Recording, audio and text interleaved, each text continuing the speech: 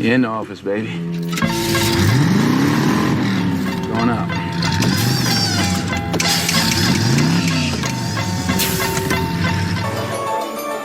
I want the fortune, motherfucker fine. I want the Bentley, motherfucker right. God please forgive me, this shit I'ma kill. This shit from my soul, this shit from my spirit. Can't go nowhere if you ain't got no vision. Can't go nowhere if you don't know the distance. Fresh hair, Sunday school, class Christian. Fresh hair, Sunday school, fight with me. False new crock. What you tried to do, you couldn't destroy me. I'm still standing. I'm still strong.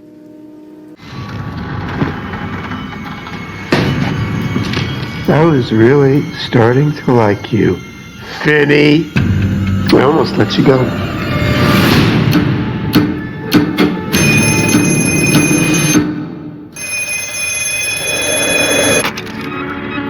Don't hang up. Who are you?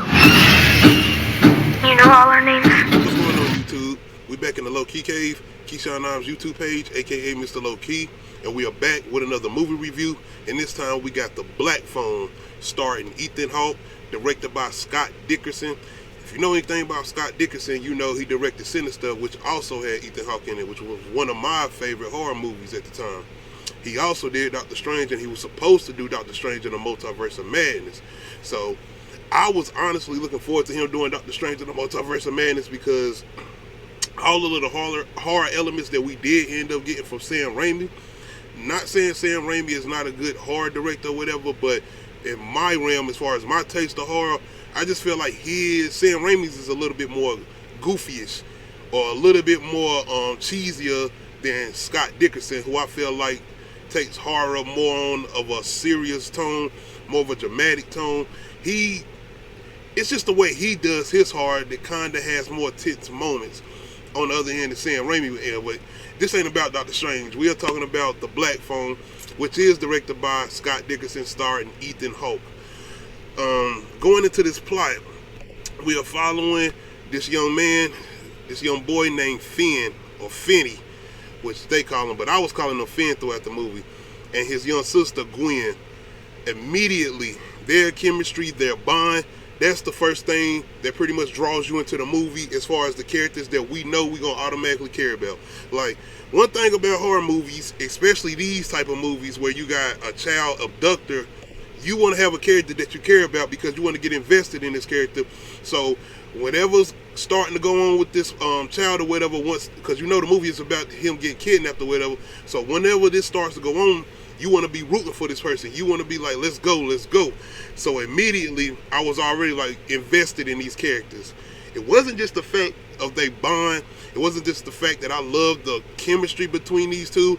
It was the fact that they have a very powerful story. Like, before Ethan Hawke's character even show up to grab her, they're already dealing with some shit. Like, I'm telling you, I don't know if it's the time period or what, but it's like, was the 70s a time where people were just straight up assholes? Like, I'm just saying, they dealing with bullies. And I'm talking about some of the most ruthless bullies you can get. Like, the reboot of it kind of reminded me of that as far as just getting these bullies that will go to the next level, carving shit into you. We got bullies in here beating up little girls. Like, you know what I'm saying? It ain't just no goddamn turning away, pushing them down. No, they punching, kicking, like straight up, it's brutal. Like, the bullies in this movie are really brutal. And it come to a point where once Finn actually does get kidnapped, I was like, damn, bro, you actually somewhat kind of safe in this environment right now. I'm just saying, bro, if you watch this movie, it's not the fact that they just dealing with bullies, it's what they dealing with at home as far as having an abusive parent. And it's like, damn, this is a day-to-day thing. Like, the movie, like, it's late, you know, it's already dark with having a child abductor, but the fact that we got to deal with bullies and parents as far as abusers, we got to deal with all of this leading up to Finn eventually being kidnapped. Speaking of, we do get to this moment because throughout the movie you've been hearing about this kidnapper. Pretty much kids are being grabbed here and there. Even some of the people that Finn and his sister end up engaging with, some of those kids end up getting kidnapped, ones that they actually know or whatever. So once we actually end up to this point, as far as Finn actually getting kidnapped or being grabbed up by the grabber, as far as Ethan Hawke, that's where the movie gets put into kind of not overdrive, but it kind of gets you put into indulged in this plot, because like I said, I was already caring about these characters with everything they had going on emotionally. Like I said, some of the scariest parts of this movie is not even the supernatural stuff, which I'm gonna get to.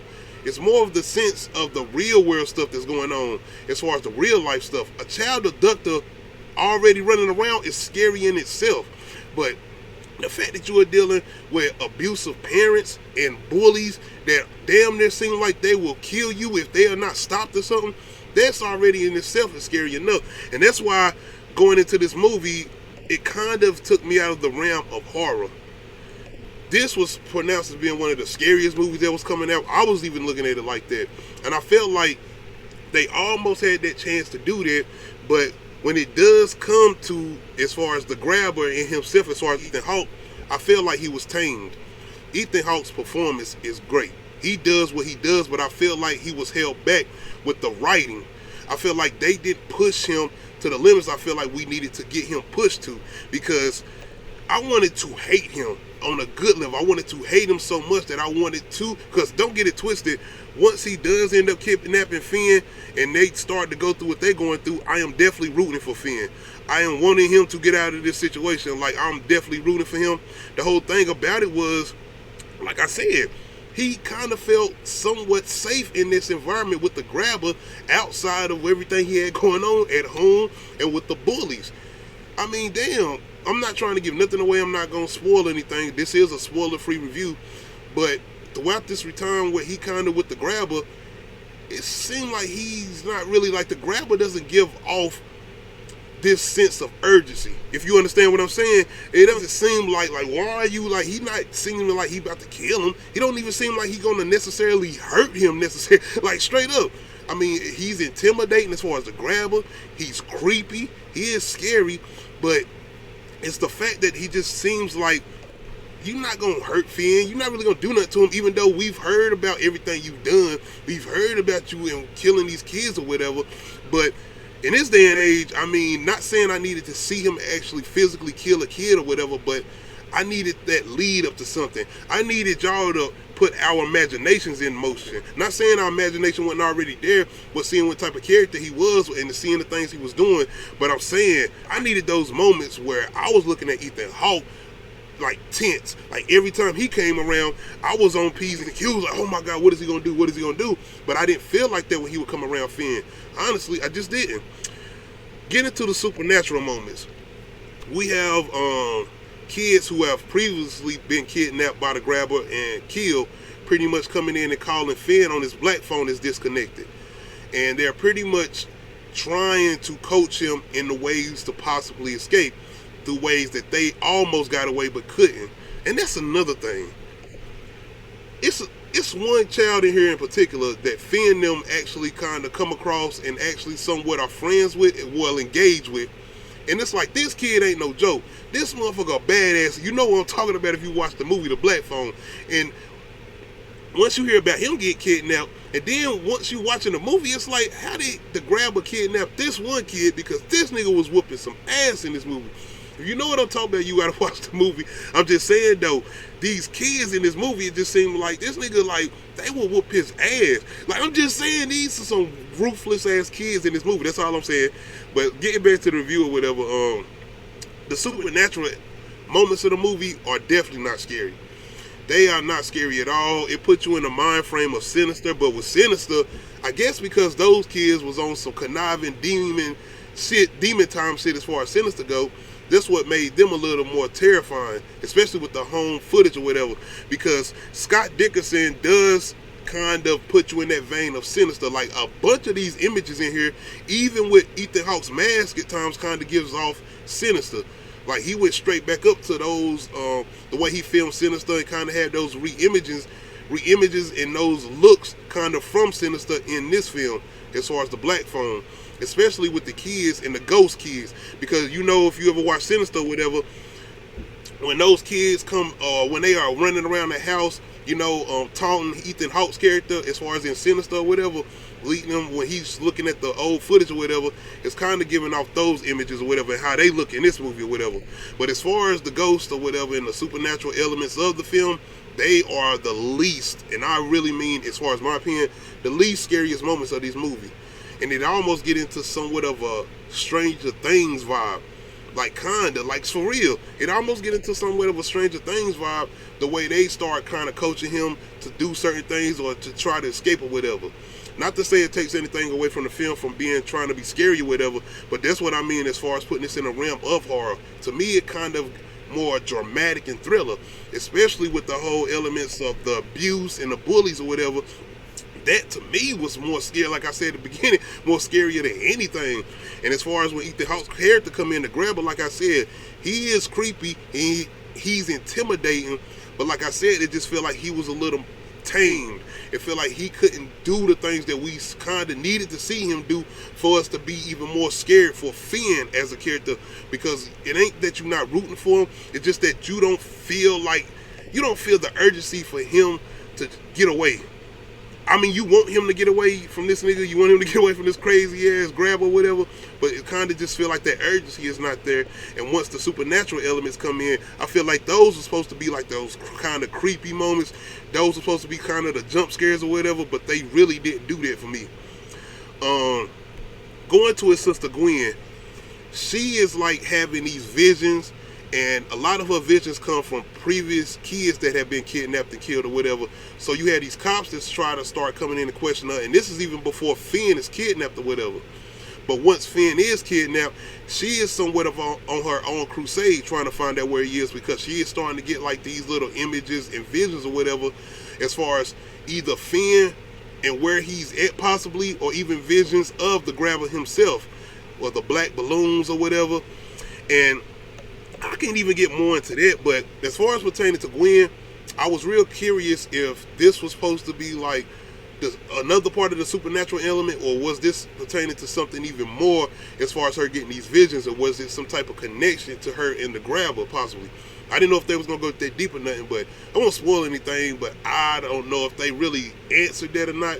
And even with the grabber in himself, I feel like they don't concrete on what he necessarily want from these kids. Like I said, I'm not gonna give anything away or nothing. This is not spoilers, but it's like, what necessarily do you want? Especially when you grab Finn, it's like, you doing all of this talking and you pacing and you taking your time doing what you're doing, and it's like, I get it kind of as you tormenting him or you trying to torture him, because besides you kind of stalling out and leaving him in this dirty ass basement with this fucked up mattress, I mean, that's pretty much all.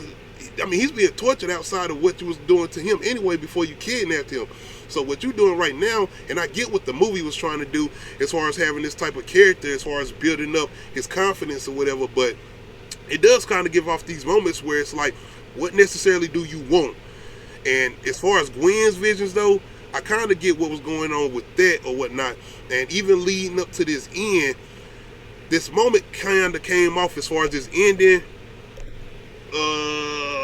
Silence of the Lambs, because they're trying to do this, trying to switcheroo type of thing, but they kind of did with Silence of the Lambs, and it worked with Silence of the Lambs. Not saying it kind of didn't work with this, but once it started to go, I was like, I seen some shit coming. Even with this other character that they have in here called Max, which I won't dive into because I don't want to spoil anything, but I seen a lot coming with that. Some of the best moments of the movie, I will say, is the escape. Once he started getting into these modes where he's trying to come up with certain plans, especially once he getting these phone calls and he getting these little clues or whatever where he could try to work with certain things. And even with that, it's certain things, I think with the mirror, where they kind of like just glossed over that once he actually got something done with the mirror. It's like they left that alone. I could be wrong, y'all let me know in the comment section. I've seen the movie, but they do seem like they kind of glanced over that or whatever. But it is some really, really good moments. It's some one moment in particular where he actually tried to take a chance to get away.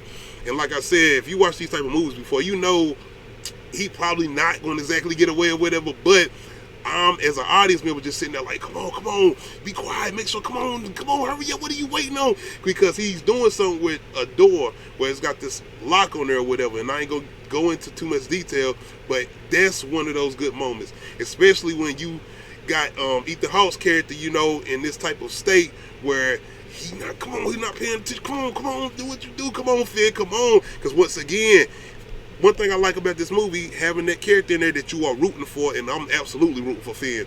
Whether I like the supernatural elements or not, whether I feel like this is scary or not, I had a character that I absolutely was rooting for. And I caught myself in that moment where he was almost seeming like he might escape. And I'm like, let's go. Come on, man, come on. And once he did get out, I was in the thing. They said, like, let's go, run. Straight up. I love those type of moments. And that's where the movie, I feel like, has some of the best moments. But like I said, as far as intimidation, and even in that moment, I felt like they should have took that time and took that moment to show the grabber at one of his most intimidating moments and one of his most scariest moments. And I feel like they didn't take advantage of that. Not saying I needed to see him do certain things, but you even could have kind of insinuated maybe he's doing certain things, he's going to do something. Like I said, it's just to make this character even more scary and make you even hate him a little bit more, like I said, as far as the grabber go. Outside of that though, like I said, the ghost thing just wasn't really scary for me. And once we do kind of get to those moments as far as leading up to the end, as far as the third act, you kind of could see certain moments coming.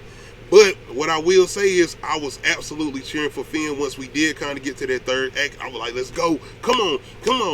Let's go. Because I even like, I'm not going to get into specific details once again, but it's a specific moment where Finn is doing his thing like, bop. I was like, get his ass. Like, I'm with those type of moments. It's a cheerful moment coming for me. Because like I said, it's what he's going through outside of that. And for me, I think I was more cheering for him at that moment because of everything leading up to him getting to that moment, as far as him actually getting that, I ain't gonna say, well, yeah, the confidence and him actually getting the upper hand on somebody after he had dealt with everything as far as the bullies, as far as what he was dealing with at home or whatever. But another thing I will say is some of the best moments actually come from his sister too. She is actually funny here. She's brave. Like, it's certain moments in here where she's kind of protecting Finn or Finny as far as her brother go. But she has some really good moments in here too. Like I said, separate from the story as far as the grabber and Finn, and us watching Finn try to get away from the grabber and us trying to see what the grabber is up to or what he's got going on. We are also following Gwen as far as his sister or whatnot. And like I said, with her getting these visions or whatever, we do kind of stay in the realm of her story too. And even where her kind of coming around to these ghosts or whatever and her getting these visions of them, those moments are not scary either, like I said, because it's more of them kind of putting him in like training montage moments. Like, we almost get like some Rocky moments with Finney, you know what I'm saying, with him trying to prepare to go up against the grab or whatever, or his final escape plan or whatever, because leading up to the moments where it seems like the grab is finally going to do something to him or whatever, as far as kill him or whatever. But outside of that, I feel like Ethan Hawke's performance, it is good, and you haven't really seen Ethan Hawke as a villain. Like, majority of his movies is him being a good guy. Even in the scary movies, it's him being a good guy. With The Purge, Sinister, he was predominantly the guy we was following as the good guy. So, minus Moon Knight, I mean, this is one of his best roles. I will say that. If this is definitely one of his best roles. Will I say standout role? I can't say that, in my opinion. But it's definitely one of his standout roles. I will say that. I can't sit here and say it's one of the roles where it's like, yo, this is the one. But it's more because the way they was kind of leading up to this, saying this is one of the scariest movies of all time. And I feel like the only reason I say that is because how tamed I feel like his character was. I feel like they didn't want to push the limits enough, because we should have gotten certain moments with him where we was like, no, oh my God, he's gonna do that? Like, he really doing that? Or he really did that? That's what I'm saying. We needed those moments, because it would have made it more of an urgency for Finn to be like, yo, he got to get out of here.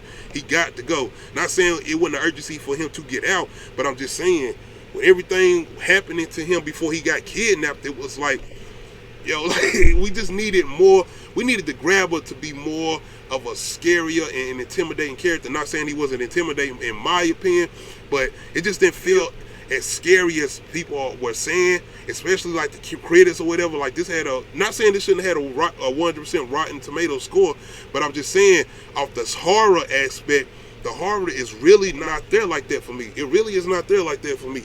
I feel like some of the more scary moments and some of the scariest parts of the film are just having a child abducted out there, period. Like that's scary all around anyway. But other than that, like I said, I still enjoyed the movie. Repeat value, I feel like it's not there for me like that. I will say that it's not. But overall, I feel like they did some of the most important things as far as giving us characters to care about. They definitely did that as far as Gwen and Finney. I cared about both of them. But Finney being the one in the situation as far as being kidnapped, I was rooting for him. Like, I was definitely waiting for the moment where, what you gonna do, man? Because even having those moments where it felt like, even us as an audience, like, damn, man, that ain't gonna work. That ain't work. We kind of like, come on, man, we got to do this. You got to do this, man, because it seemed like those moments where it seemed like he's giving up as far as Finney, because he done tried so much, and you know he's dealing with everything outside of that, and his confidence level is not really that high anyway with everything he got going on outside of before he got kidnapped or whatever. So one thing I did enjoy about this was rooting for a character that I really, really enjoyed. But not only that, having an intimidating villain, and I feel like Ethan Hawke was able to kind of pull that off.